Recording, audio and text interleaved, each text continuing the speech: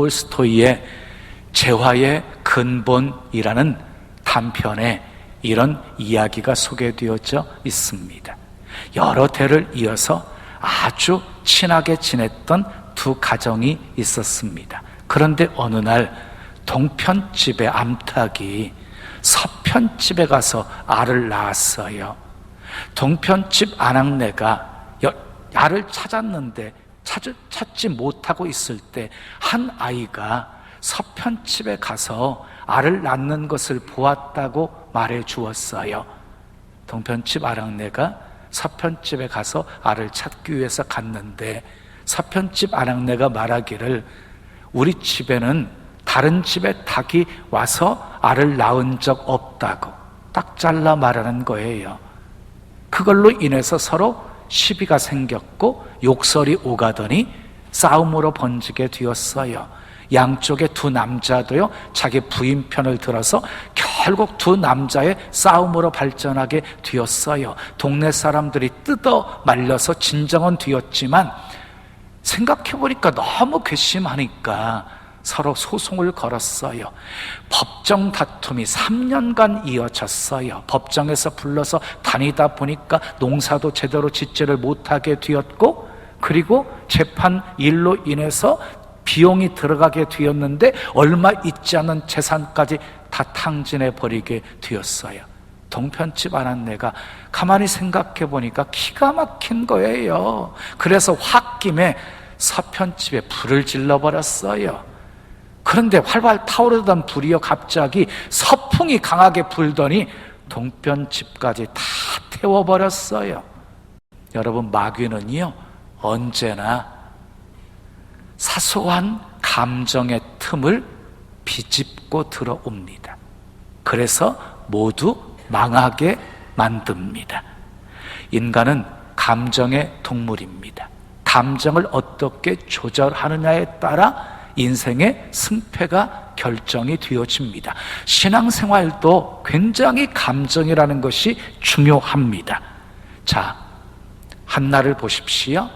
분인나로 인하여서 통분이 여기는 마음으로 하나님 앞에 나와 심정을 토하는 기도를 드립니다. 여종의 고통을 돌아보시고 생각하사 아들 주시면 하나님께 드리겠다고. 하나님이 한나의 기도를 들으시고 한나를 생각하사 태문을 열어서 아들을 낳게 만들어 주십니다. 여러분, 기도할 때도 찬송할 때도 감정이입이 중요합니다. 감정은 은혜 받는 통로이기 때문입니다. 감정이 삭막한 사람은요 은혜 받기 쉽지 않습니다. 감정이 풍부한 사람이 은혜 받기 쉽습니다. 회개 찬송을 부를 때도 회개하는 심정으로 부르시고, 기쁨의 찬송을 부를 때는 기쁜 감정으로 찬송을 부르십시오. 그러면 은혜가 넘칠 것입니다. 여러분, 기억하십시오. 감정이 건강한 사람은 건강한 인생을 삽니다.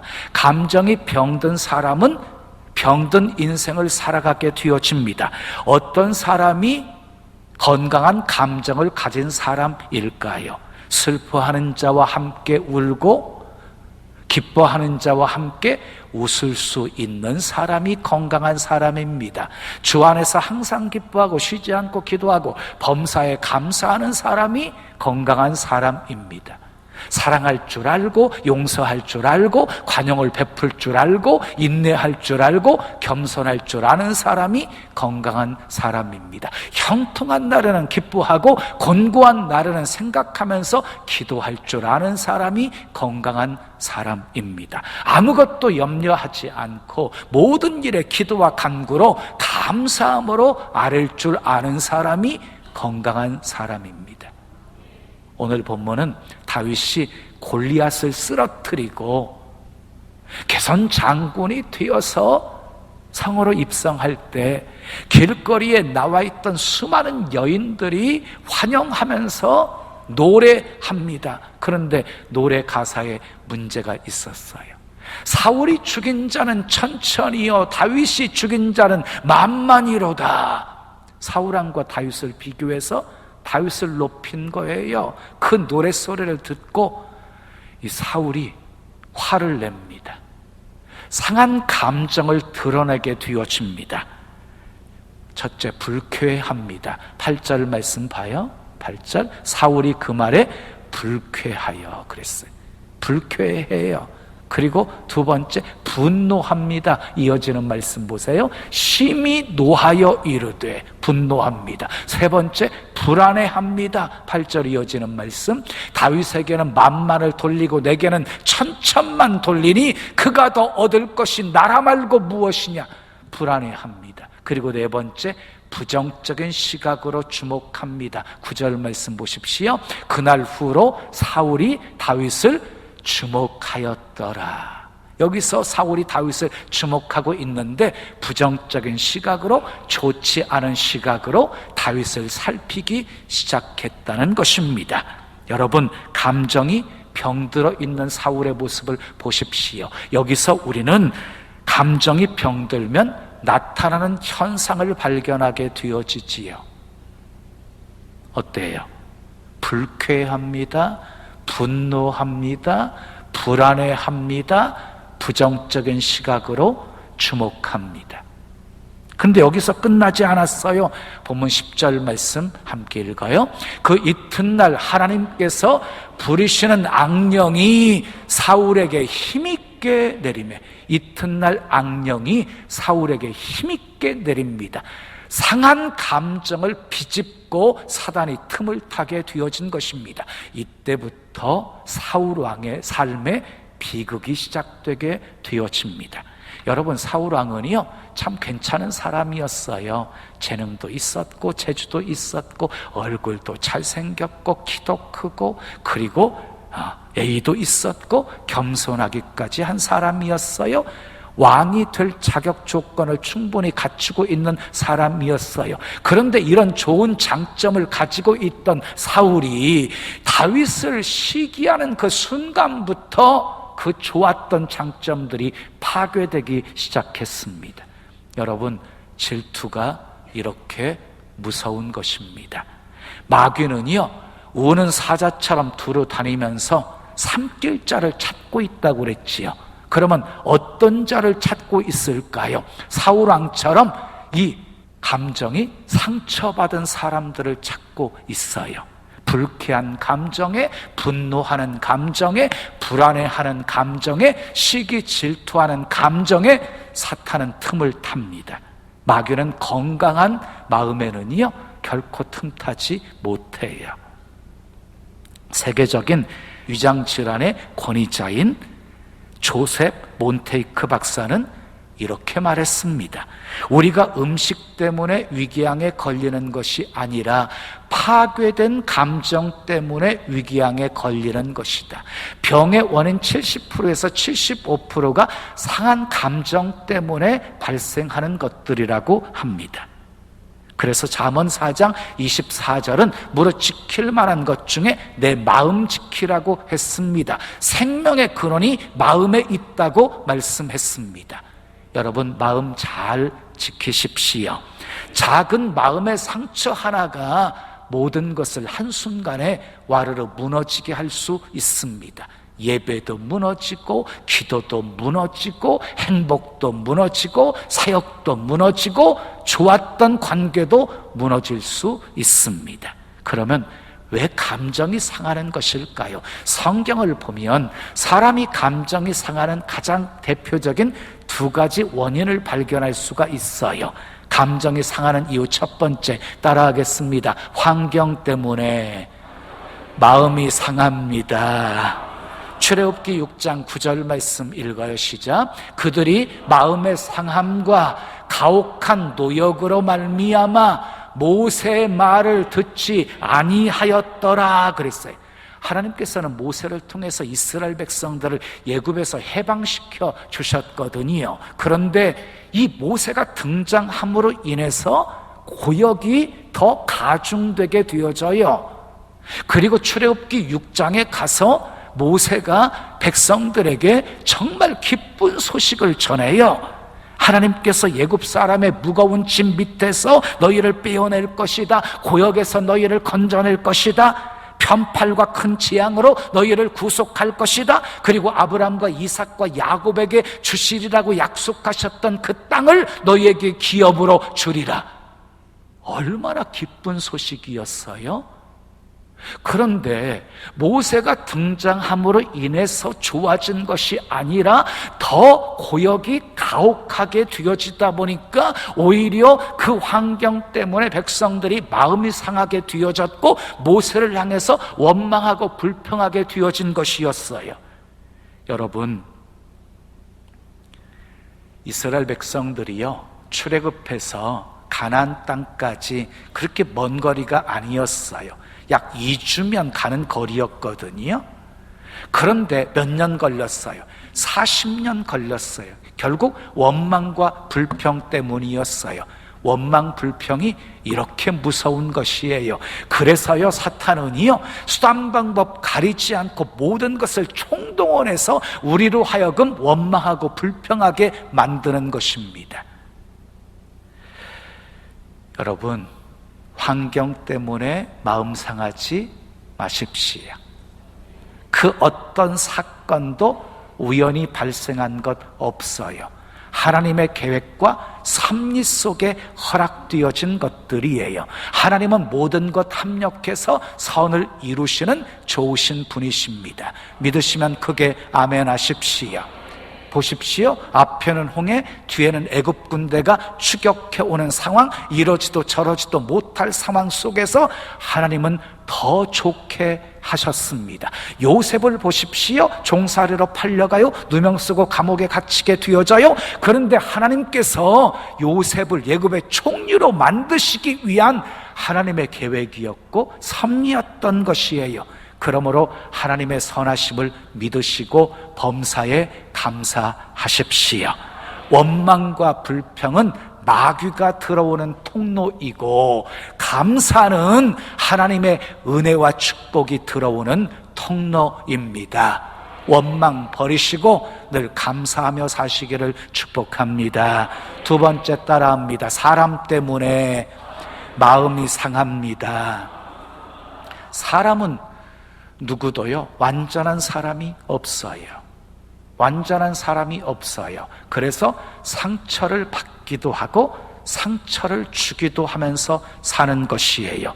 요셉은 형들에게 버림받은 상처가 있었어요. 보디발 장군의 아내에게 누명 쓰고 감옥에 갇히는 상처가 있었어요. 레아는요, 남편의 사랑을 받지 못한 상처가 있었어요. 라헬은 남편의 사랑은 받았는데 아이를 낳지 못하는 상처가 있었어요. 한나는요, 분인나로 인하여서 상처가 있었어요. 모두 사람에게 받은 상처였어요. 그런데 요셉도 레아도 라헬도 그리고 한나도 모두 하나님의 은혜로 상처가 회복되었습니다. 상처 있으십니까? 하나님이 어루만져 주셔서 다 회복시켜 주시기를 축복합니다. 그러면 어떻게 상처받은 감정 치유받을 수 있을까요? 어떻게 상처받은 감정 치유받을 수 있을까요? 첫 번째 따라합시다. 사랑이 특효약입니다.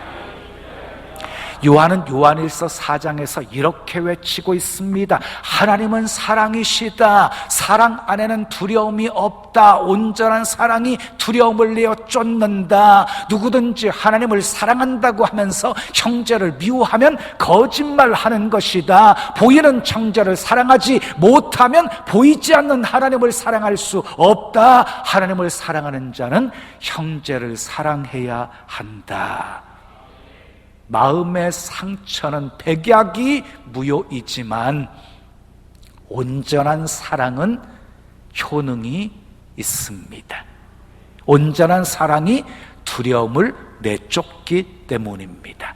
온전한 사랑은 하나님의 사랑입니다. 아멘. 조건 없는 사랑입니다. 그래서 하나님의 사랑을 받은 사람은 상한 감정 치유받습니다. 하나님의 사랑을 받은 사람은 참 사랑을 할 수 있습니다. 그렇습니다. 사랑이 최고의 처방입니다.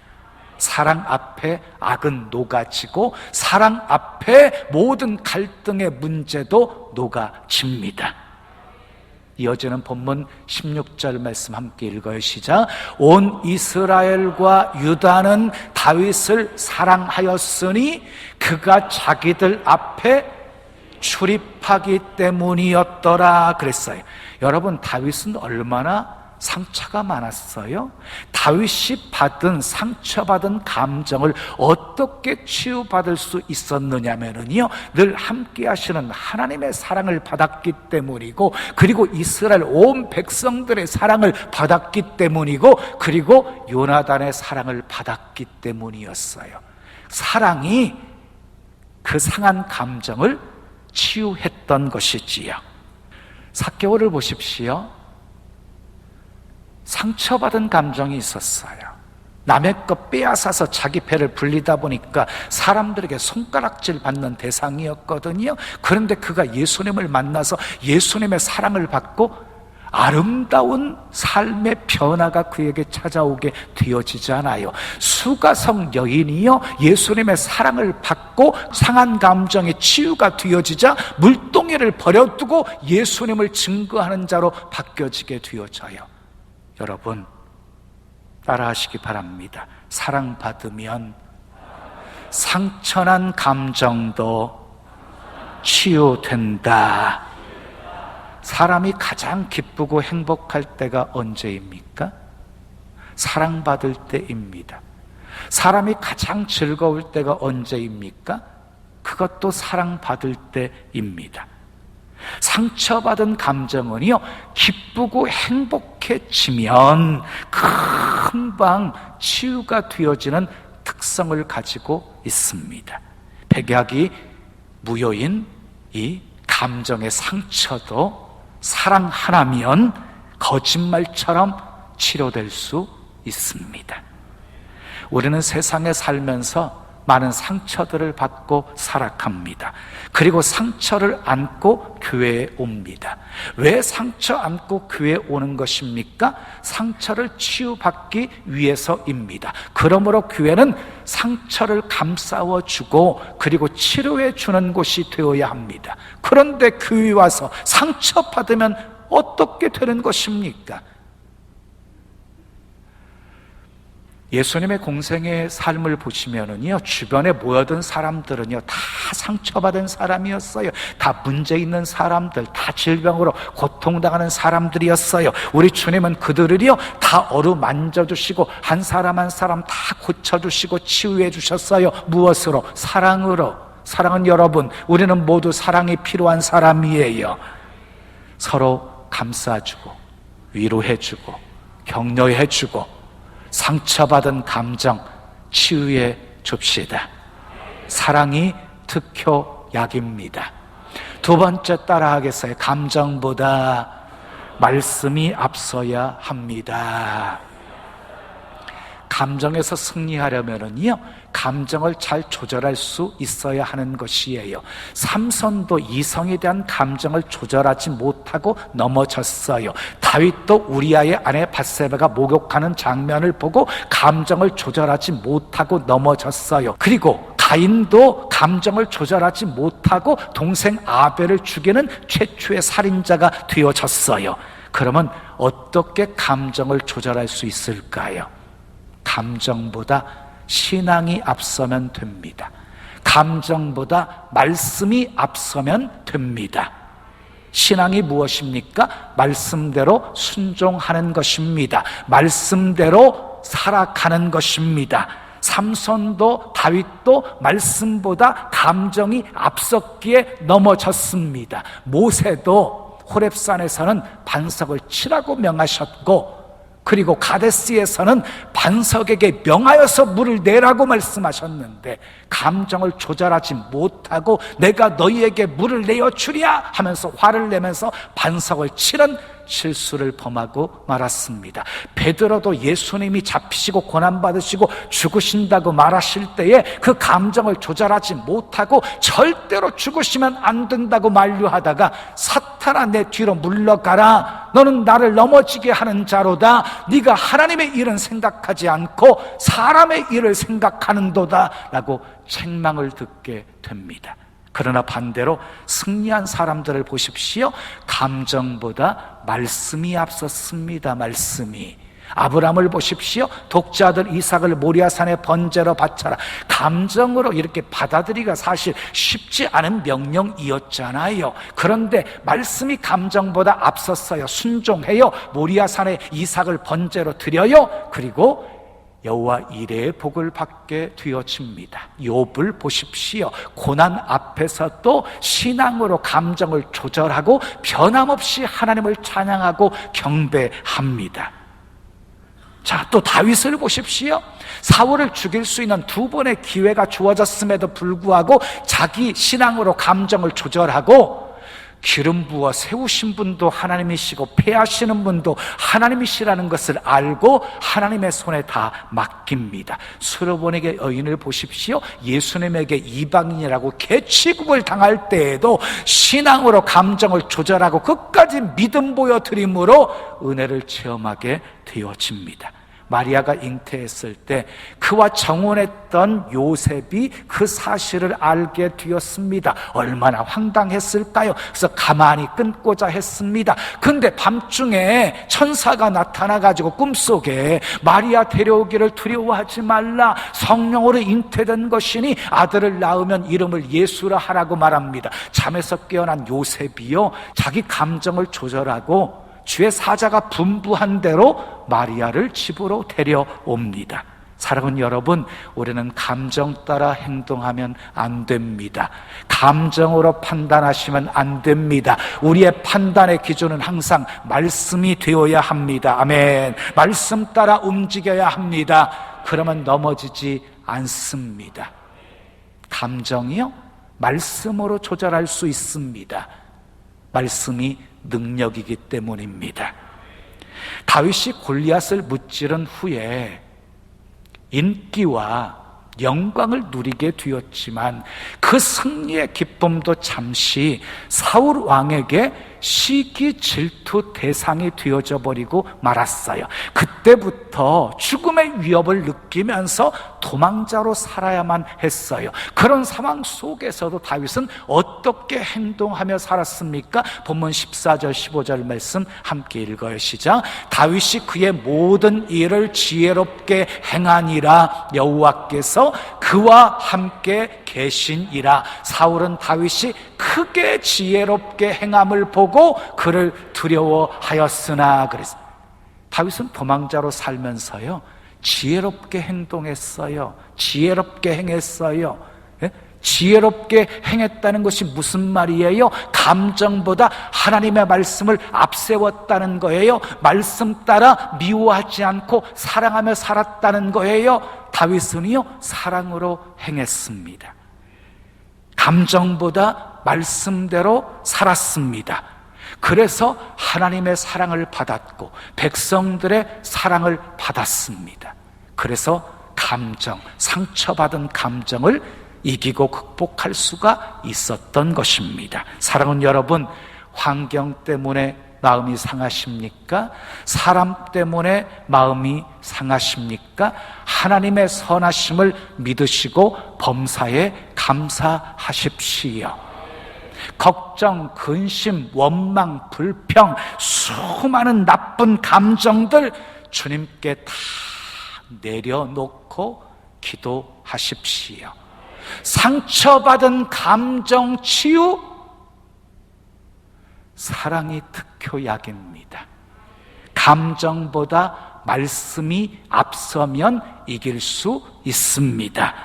사랑이신 하나님께서 여러분들의 상한 감정 다 어루만져 치유해 주시고 안타까운 문제 다 해결해 주시고, 아멘, 기쁨과 평안과 감사가 넘치는 복된 삶 살게 해 주시기를 축복합니다. 다윗처럼 상처받은 감정 치유하고 복되게 쓰임 받으시기를 예수님의 이름으로 축원합니다. 축원합니다.